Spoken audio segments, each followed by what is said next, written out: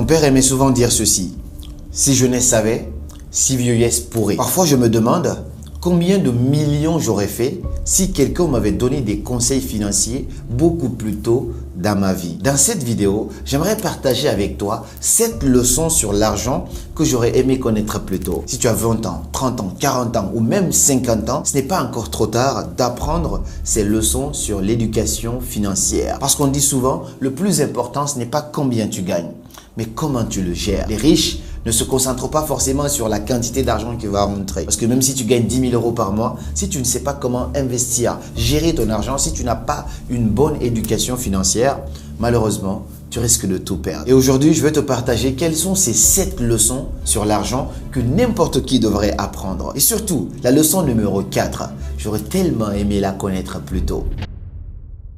1. Les 4 niveaux vers la richesse. Tous les humains vivent sur 4 niveaux à propos de l'argent. Il y en a qui sont au niveau numéro 1, 2, 3 et 4. Le premier niveau à propos de l'argent, ça va être le niveau de salariat. Tu es salarié, la manière pour toi de gagner de l'argent, c'est d'attendre à la fin du mois, on va te payer un salaire et une fois que tu as ton salaire, tu vas apprendre à gérer cela, à vivre avec, à financer ton quotidien, ainsi de suite. Ça, c'est le niveau le plus bas. Le problème dans ce niveau, c'est que tu échanges ton temps contre de l'argent. C'est le niveau le plus commun parce que c'est plus sûr pour les gens, sauf que ce niveau-là n'est pas fait pour te rendre riche. Ça te permet, entre guillemets, de subvenir à quelques besoins, si ce n'est même parfois insuffisant. Le danger, c'est qu'un jour, tu te retrouves sans travail et tu te retrouves sans revenu. Le niveau numéro 2, ça va être le niveau de l'entrepreneuriat. Être un entrepreneur. Tu crées un système, entre guillemets, qui va générer de l'argent. Ce n'est pas un niveau facile parce qu'être entrepreneur, ce n'est pas donné à tout le monde. Et parfois, tu es amené à travailler beaucoup plus d'heures qu'un salarié normal, mais tu es quand même invité à gagner plus parce que là, tu contrôles un peu quelques leviers et ce qui rentre, c'est toi qui finalement va décider de quoi donner à qui. Donc, entreprendre, c'est quelque chose que je recommande à beaucoup de gens parce que c'est un niveau qui est très bien. Mais vous allez voir que la plupart des riches passent d'abord par ce niveau-là, mais ils ne restent pas là. Tu ne peux pas atteindre la liberté financière si tu restes un simple entrepreneur. Il faut aller au-delà. Il y a même une étude de Small Biz Genius qui dit que 62% des entrepreneurs travaillent plus de 50 heures par semaine. Quand je te dis ça, ça a été exactement le cas pour moi. À l'époque, je pensais que quand tu es entrepreneur, tu vas travailler moins, tu vas travailler 4 heures par semaine et ainsi de suite, mais c'est des pures conneries. Parfois, je me retrouvais à travailler à minuit, parfois jusqu'à 2 heures du matin. Être entrepreneur, c'est travailler plus, mais c'est un niveau quand même qui est intéressant parce que tu as aussi des chances de faire plus d'argent. Le troisième niveau qui va venir, je vais appeler ça le niveau de l'épargne. Ça veut dire, tu peux être soit salarié, soit entrepreneur, mais si tu ne sais pas comment mettre de l'argent de côté, eh ben malheureusement, tu ne vas pas t'en sortir. C'est le troisième niveau. Il y a un autre niveau qui vient, qui met aussi l'épargne en danger. Mais peu importe combien tu gagnes, tu dois pouvoir utiliser la méthode 50-30-20 que j'ai partagée déjà sur cette chaîne. Tu peux juste taper carrément 50-30-20. Tu vas tomber sur la vidéo qui va t'expliquer l'une des meilleures méthodes pour pouvoir épargner de l'argent. Mais peu importe combien tu gagnes, tu dois savoir gérer cet argent-là. Parce que si tu ne sais pas mettre de l'argent de côté quand tu gagnes 1000 €, même quand tu en gagneras 100 000 €, tu auras aussi du mal à mettre de l'argent de côté. Donc, le niveau de l'épargne, c'est un niveau qui est accessible non seulement aux salariés, mais aussi aux entrepreneurs pour pouvoir enfin atteindre le niveau numéro 4. J'appelle ça le niveau ultime qui va être le niveau de l'investisseur. Oui, il y a une belle différence entre un entrepreneur et un investisseur. Un entrepreneur, c'est quelqu'un qui va chercher de l'argent, qui va créer de l'emploi, mais qui est très actif dedans. Quand je fais cette vidéo pour gagner de l'argent, je suis un entrepreneur. Donc, c'est différent de quelqu'un qui va devenir un investisseur. Investir, ça veut dire faire travailler l'argent pour toi et cela ne nécessite pas forcément ta présence physique. Aujourd'hui, tu me connais, j'investis dans la bourse, j'investis dans les crypto-monnaies et quand je place mon argent là et que dès que la bourse monte, mon argent aussi monte, là, je suis un investisseur. Quand j'investis dans l'immobilier et je laisse une agence gérer cela et moi, j'ai juste à prendre mes dividendes, ça, je suis un investisseur. Quand j'achète du Bitcoin, à chaque fois que j'achète, je laisse monter et puis j'observe mon argent qui grandit, là aussi, je suis un investisseur. Les hommes les plus riches du monde se basent sur ce niveau-là pour multiplier leur argent parce que là, c'est le niveau où tu peux être en mode passif, en tout cas très, très passif et l'argent travaille pour toi. Et Warren Buffett le disait, tant que tu n'es pas couché en train de faire de l'argent, alors tu n'es pas encore libre financièrement. Investir tôt vaut mieux qu'investir beaucoup d'argent. Il y a ce beau proverbe chinois qui dit quoi? Le meilleur moment pour planter un arbre, c'était il y a 20 ans. Et le deuxième meilleur moment pour planter un arbre, c'est maintenant. Ça veut dire qu'à l'époque, quand on m'invitait à investir mon argent dans la bourse, dans la crypto-monnaie, je refusais d'investir parce que j'avais peur. Je préférais garder beaucoup d'argent comme ça sur mon livret A, sur mon compte épargne. J'observais ça et je pensais que voilà, j'étais riche. Mais en fait, non. J'étais en train de perdre de l'argent avec l'inflation. Alors que si j'avais placé même un minimum de cet argent-là en investissant dans des ETF à l'époque, avec les intérêts composés, aujourd'hui, j'aurais pu cumuler carrément des millions d'euros en l'espace de quelques années. Dans le sens où moi, quand j'investis vraiment beaucoup. Donc ça aurait vraiment fait la différence dans ma vie. Donc peu importe à quel niveau tu es aujourd'hui, il faut savoir que investir tôt,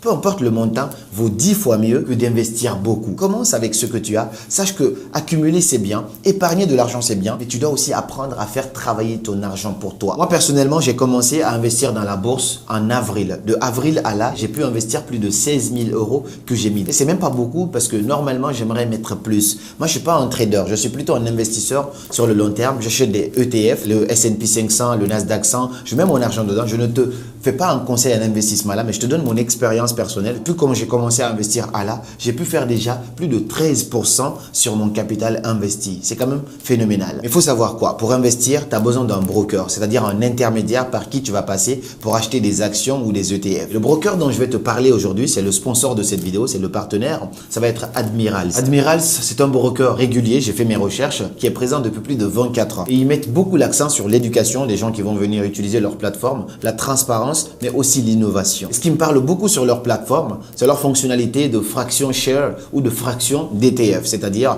au lieu d'acheter carrément une action, tu peux décider d'acheter une petite fraction de cette action-là. Parce que si on dit que l'action d'Apple, ça coûte par exemple 1000 euros et que toi, tu n'as pas les 1000 euros, mais tu peux acheter des ETF, des paniers d'actions ou même des morceaux, une petite partie de cette action-là. Comme ça, quand l'action monte, toi aussi, ton argent, la quantité d'argent que tu auras mis va monter au fur et à mesure. Et quand ça baisse aussi, bien sûr, ton argent aussi peut baisser au fur et à mesure. Cette possibilité de pouvoir acheter des petites fractions d'actions ou des ETF enlève carrément cette barrière psychologique qui dit qu'il faut avoir beaucoup d'argent pour pouvoir investir ton argent. Tu peux donc bâtir un portefeuille progressivement, même avec des petits montants. Sur leur plateforme, ils ont aussi la stratégie d'auto-investissement. On appelle ça le DCA, c'est-à-dire tu programmes un montant chaque semaine ou chaque mois et l'application va se charger d'investir ce montant-là pour toi progressivement. Moi, c'est un peu ce que je fais. Parfois, je fais du DCA ou parfois, c'est moi-même qui observe le marché. Je me dis là, on est en baisse. C'est le moment pour moi d'acheter encore et quand ça monte, mes actions encore prennent de la valeur. Ce n'est pas magique, mais c'est un vrai outil qui permet d'être régulier, mais aussi discipliné parce que c'est très important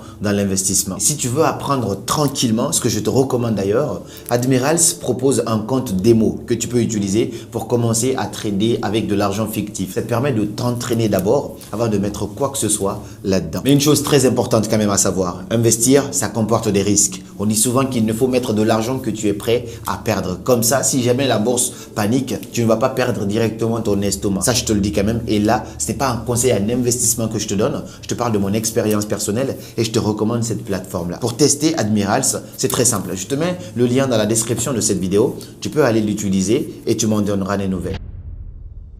Les riches ne deviennent pas riches forcément parce qu'ils gagnent beaucoup d'argent, mais parce qu'ils savent garder beaucoup d'argent pour ensuite aller l'investir dans autre chose. La plupart des gens font quoi? Revenus, dépenses, épargne. Alors que la meilleure formule, ça va être quoi? Revenus, épargne et ensuite dépense. Alors retiens bien cette phrase. La plupart des gens dépensent d'abord ce qu'ils ont et ensuite épargne le reste. Mais toi, je te recommande d'épargner d'abord ce que tu as et ensuite de dépenser le reste. Ça, c'est la vraie formule. Et la quatrième leçon que j'aurais aimé savoir beaucoup plus tôt, et je t'assure, j'aurais aimé connaître celle-là beaucoup plus tôt il y a 5 ans en arrière, c'est que l'argent doit circuler, pas dormir. Les experts financiers recommandent quoi? D'avoir 6 mois d'épargne de sécurité. C'est-à-dire, le montant que tu dépenses aujourd'hui par mois, essaye d'avoir ce montant-là multiplié par 6 que tu as épargné sur un compte quelque part, par sécurité.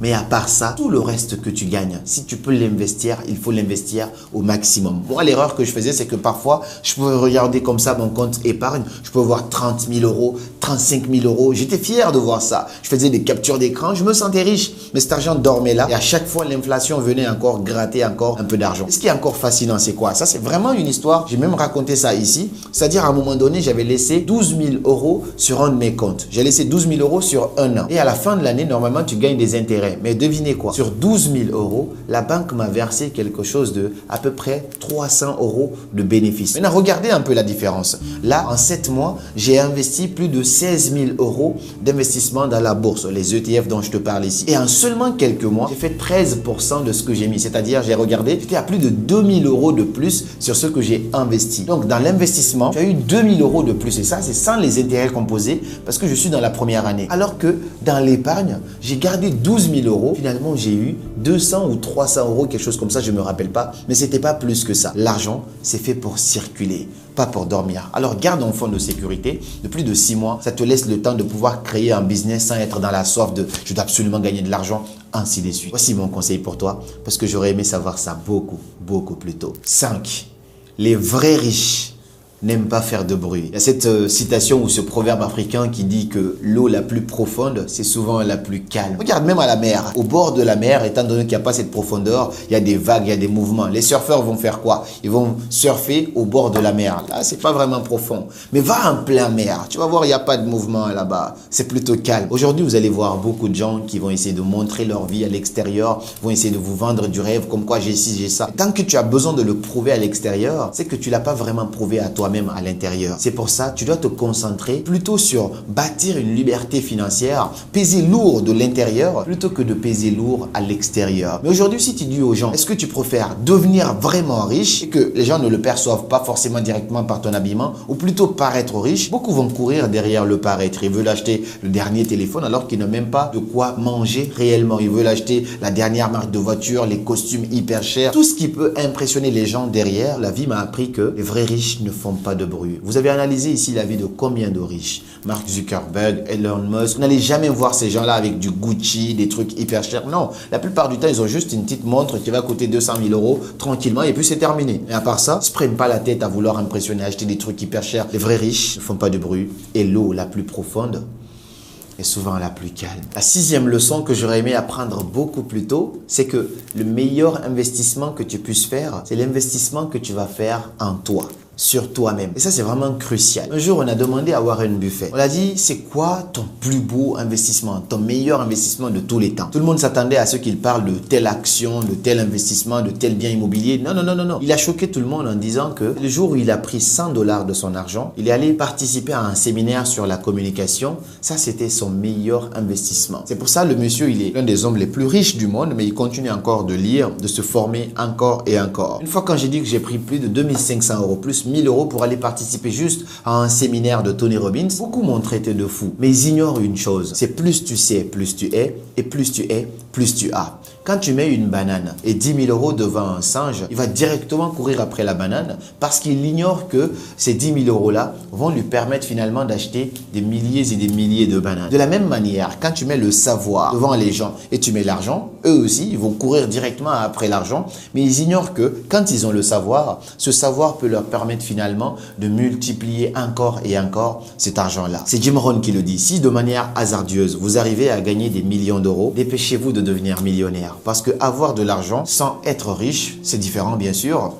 n'est que rime de l'âme. Donc le meilleur investissement que tu peux faire, je t'ai parlé de bourse, d'actions, de crypto-monnaies, d'immobilier, mais le meilleur de tous ces investissements-là, ça va commencer d'investir dans ta formation. Parce qu'une fois que tu as la connaissance, tu peux créer ça encore et encore et encore. Et la 7e et dernière leçon sur l'argent que j'aurais aimé connaître beaucoup plus tôt ici, et j'aimerais vraiment connaître ton avis à la fin de cette vidéo, quelle est la plus belle leçon que toi tu as appris à propos de l'argent? Cette 7e leçon, ça va être quoi? Ne jamais mettre tous tes œufs dans le même panier. Aujourd'hui, il ne faut pas accepter de dépendre d'une seule source de revenus ni d'un seul investissement. Moi, ce qui me rassure, c'est quoi? Parfois, j'investis dans la bourse, vous le savez, j'investis aussi dans les crypto-monnaies. Mais quand le Bitcoin se casse la gueule, comme en ce moment, j'ai perdu plus de 8 000 $ sur mon portefeuille, et ben, je vais quand même aller voir la bourse. Je vois que là-bas, j'ai plus de 2 000 de bénéfices. Comme je n'ai pas gardé tous mes œufs dans le même panier. En même temps, j'investis aussi dans l'immobilier. Là-bas, c'est une valeur beaucoup plus sûre. Quand j'achète des terrains, après ensuite je reviens, ça a pris de la valeur. Quand je dois acheter, construire et revendre, toutes ces opportunités que je me crée, ça me permet de diversifier mes sources de revenus, mais aussi diversifier mes investissements parce que ça permet de pallier l'incertitude qui peut arriver. On ne sait jamais. Ici, ça peut craquer, mais si tu as plusieurs socles sur lesquels tu as posé ton immeuble, finalement, il va toujours continuer de tenir. Donc, mon conseil pour toi, c'est ça. Ne dépends pas d'une seule source de revenus. Essaye de te créer plusieurs sources de revenus, même si c'est en tant qu'entrepreneur, mais aussi à ton niveau d'investissement. Ne garde pas tous tes œufs dans le même panier. Essaye de diversifier tes investissements. Cela te permettra d'être beaucoup plus puissant en cas de problème. Voici selon moi 7 leçons sur l'argent que j'aurais aimé savoir beaucoup plus tôt. Et j'ai vraiment cette curiosité de savoir, toi aussi, si tu peux compléter la liste ou même nous dire quelles sont parmi ces 7 leçons, la leçon que tu aurais aimé savoir beaucoup plus tôt, celle qui te parle le plus aujourd'hui, celle que tu aimerais mettre en pratique dès maintenant. Et moi, je te dis à très bientôt et je te recommande d'aller cliquer sur le lien dans la description pour explorer, découvrir Admirals qui va te permettre finalement de commencer à investir dans la bourse. Si tu as d'autres questions, n'hésite pas à me contacter sur mon Instagram. Le lien se trouve en dessous de cette vidéo. Je serai ravi de pouvoir donner des recommandations. Et moi, je te dis à très bientôt pour de nouvelles vidéos. Et comme toujours, c'était Karamo. Suivez vos rêves. Ils connaissent le chemin.